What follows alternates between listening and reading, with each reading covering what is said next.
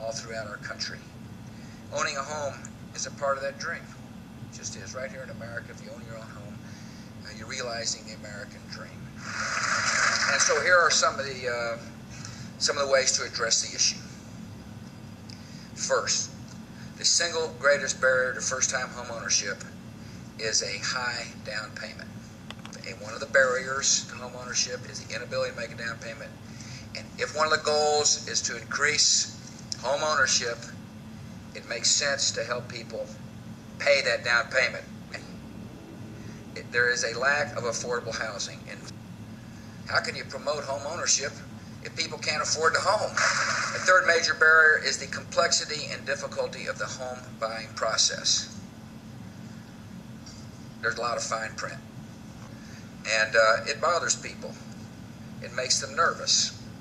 And so therefore, what Mel has agreed to do and Alfonso Jackson have agreed to do is to streamline the process, make the rules simpler so everybody understands what they are, makes the closing much less complicated.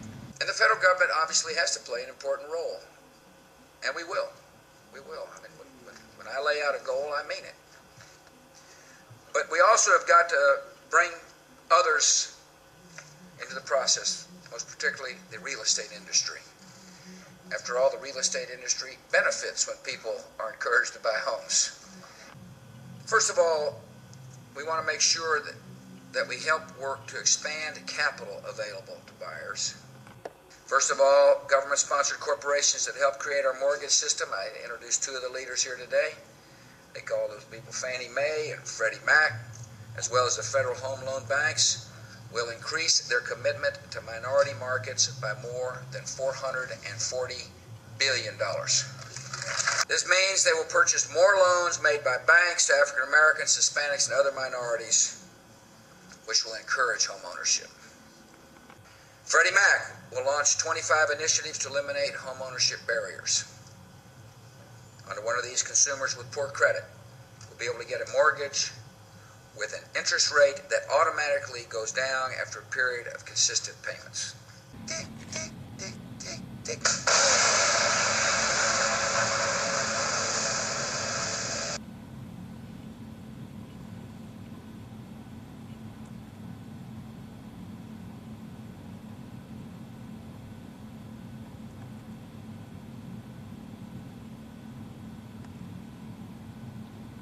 I think still the fundamentals of our economy. We will work through this. We always do. I wouldn't bet against the American people, and I wouldn't bet against the long-term fundamentals of this country.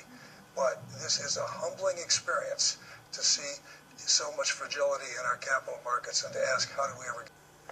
In close consultation with Treasury Secretary Hank Paulson, Federal Reserve Chairman Ben Bernanke, and SEC Chairman Chris Cox, I announced a plan on Friday. First, the plan is big enough to solve a serious problem. Under our proposal, the federal government would put up to $700 billion taxpayer dollars on the line to purchase troubled assets that are clogging the financial system. In the short term, this will free up banks to resume the flow of credit to American families and businesses, and this will help our economy grow. Second, as markets have lost confidence in mortgage-backed securities, their prices have dropped sharply.